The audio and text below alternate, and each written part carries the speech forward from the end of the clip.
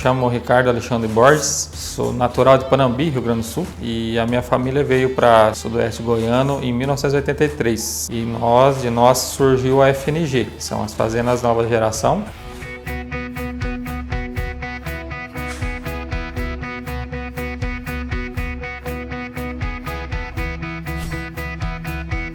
No começo veio 3 famílias, né? A do meu avô, meu pai e a do meu tio. Nós tocamos o negócio junto de 83 até 2011.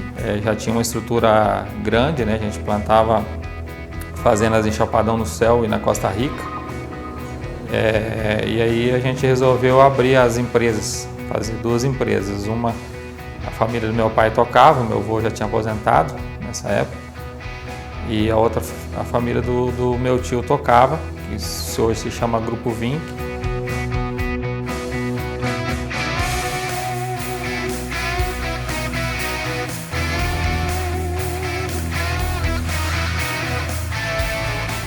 Com sede administrativa aqui na cidade de Chapadão do Céu e com as unidades, inicialmente ficou na Baús, foi onde que a gente então deu início à FNG lá. A Fazenda Baús é 4.333 hectares, desse se plantava 2.900 hectares de soja, algodão, feijões, milho, sorgo, culturas assim.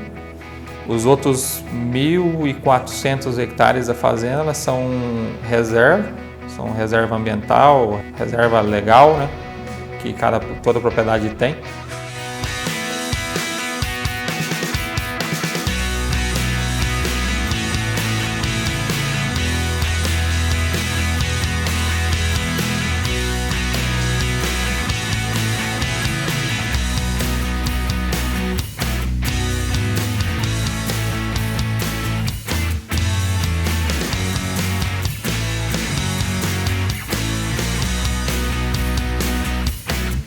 Então, legalmente a gente tem direito a ter 20% de reserva aqui, só que nesse caso dá acima de 30% de reserva da fazenda, né?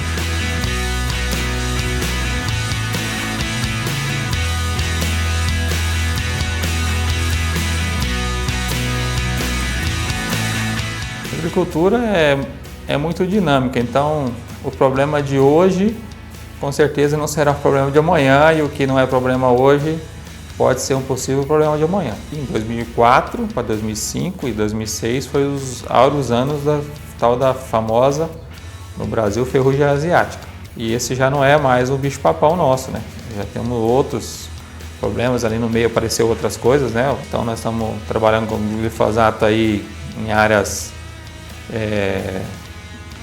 grandes volumes de uso dele, aí, vamos dizer, aí, de 15 a 20 anos. Então hoje nós estamos vendo bastante problemas de resistência ou quebra ou ter que aumentar a dose para alguma ou outro tipo de erva daninha. Então esse é um dos problemas, e outros que sempre aparecem são insetos que criam resistência, que aumentam demais pressão, né, ou população aumenta muito e não tem um controle muito específico, né? Cito esse ano que é a cigarrinha no milho. Tem um tal de pulgão amarelo da cana que está atacando o sorgo, também está bem complicadinho segurar ele. Falando de planta daninha, eu acho que nós estamos numa fase de adaptação delas. Eu não cravo que nós temos uma resistência ferrenha ainda de nenhuma planta daninha no Brasil. O que nós temos é uma dificuldade com as doses usuais e com os produtos usuais. Então, um exemplo, que eu acho que é o primeiro que saltou aos olhos aqui foi da buva, que se era acostumada a matar a buva com 2,4-D e glifosato, e desde 2014, 15 para cá a gente viu que não estava perdendo eficiência, e de lá para cá vários outros manejos foram testados, e então a gente precisa sempre procurar, ainda de possível, manejos que são sustentáveis e são eficientes. E depois veio amargoso. Eu acredito que nós podemos usar a palavra resistência porque realmente tem está se vendo algumas coisas bem difíceis. Outra erva daninha é a pé de galinha, que também está indo para um nível, digamos assim, um pouco mais crítico e um pouco diferente ainda de buva e um pouco diferente de amargoso, que realmente não está tendo, você perdeu o time ali da aplicação, tá muito complicado.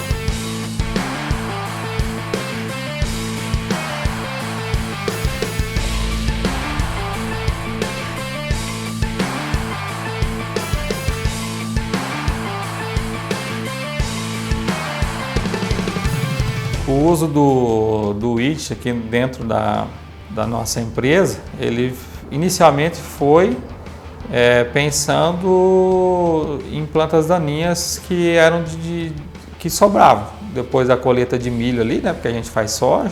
E aqui no milho a gente sempre teve problema principalmente que eu planto muita área úmida aqui. Então nessas áreas úmidas pré-emergente não tem eficiência muito boa. Normalmente ela empragueja depois. Então qual que foi a ideia? De fazer e ter um custo muito menor, né, desses manejos nessas áreas pós-colheita de safrinha. Então você tem ali 2 meses ainda antes do plantio, antes da chuva, porque depois que chove nasce de tudo, né? Então, e isso se você tiver só um pouco, que na verdade é o que acontece, né? Então você pensando no âmbito de área total, né? Uma unidade nossa, por exemplo, 4.000 hectares. Se você for somar a soma da área toda ali, você vai ter aí 1.000 hectares de área que você precisa usar um chumbo grosso. E os outros 3.000 não. Então a tecnologia inicialmente foi pensada nisso. Só que aí depois a gente começou a perceber que a gente poderia estender isso, né? A gente começou a dessecar a soja, usar o sistema para ver onde é que tinha folha e a gente usava o produto basicamente onde é que tinha folha.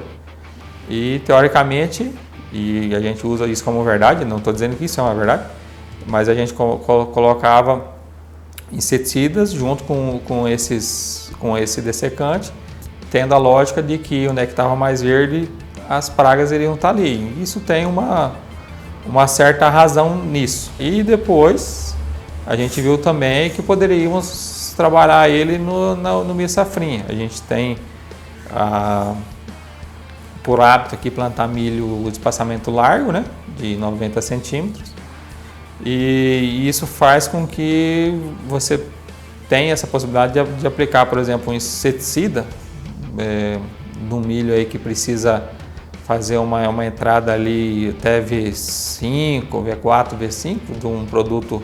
Talvez pode até ser mais caro um pouco, com eficiência maior, com um custo até menor do que você fazer barra cheia de um produto mais ruim, que você vai ter menos controle, só que é muito caro para você usar um produto muito top, entendeu? Então você fica nesses enigmas para fazer e no wheat permite a gente ter esse tipo lançar mão desse tipo de opção. Se você não tivesse o sistema, um exemplo, você iria aplicar um inseticida mais barato no milho. Só que o teu leque de opção é maior. O grande pulo do gato do wheat é você ter a opção, você ter a confiança, a opção de fazer manejos extremamente bons que tem no mercado, de qualquer cultura. E aí aprendendo e vendo e errando muito também. Não são só louros as coisas, né? Então, desde 2017 a gente está vendo, estudando e acreditando na tecnologia.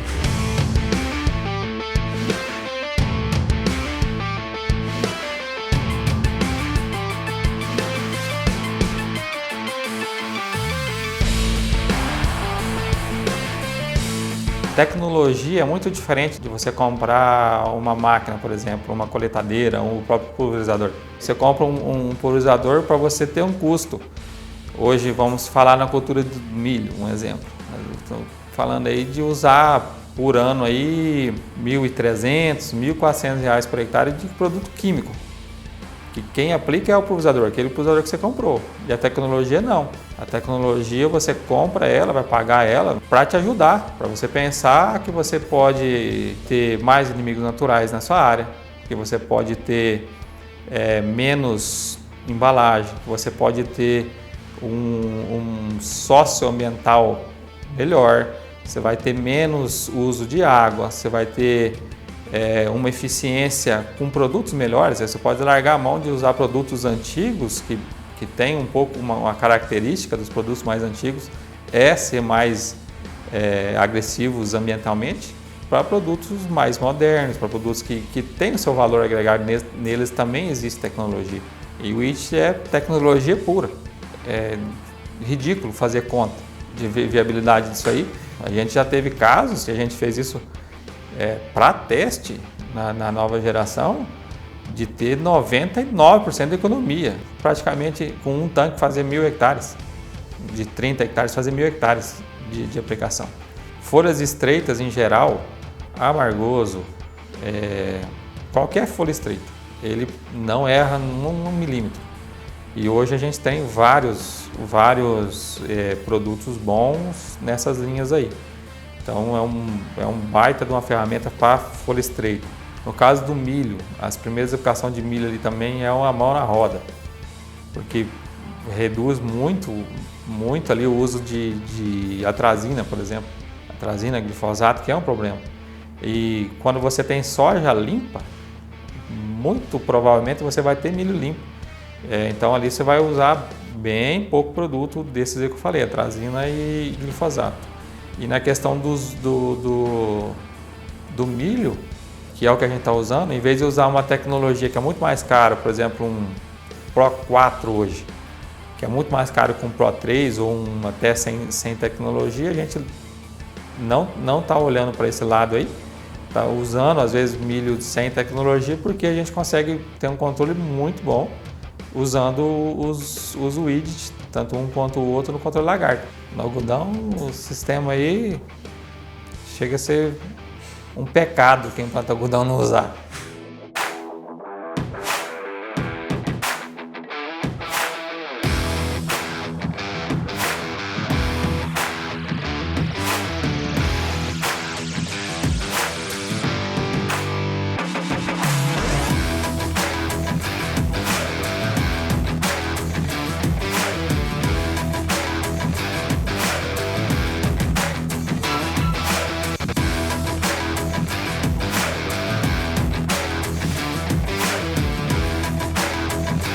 O universo Chapada no Céu, as pessoas têm contato, por exemplo, com a FNG, perguntam, e aí, o widget funciona? Não funciona? É bom para isso? É bom para aquilo ali? E a gente sempre foi muito transparente com tudo. E tanto é que aqui no Chapadão uma área que difundiu o uso da tecnologia. Só que isso é muito pequeno para um nível nacional. Então, quando a gente teve a oportunidade da BDI, né, de fazer essa divulgação, acho que isso é algo ímpar. Porque você pega um negócio, uma tecnologia que é com o potencial que tem, a tecnologia do widget, e você tira das linhas da tua atuação, né, do time de campo de vocês, que seria só de vocês, e joga no âmbito nacional, né? Eu não tenho dúvidas que isso tem um peso que é muito bom para tudo, né? Tanto para as empresas quanto para a agricultura como um todo.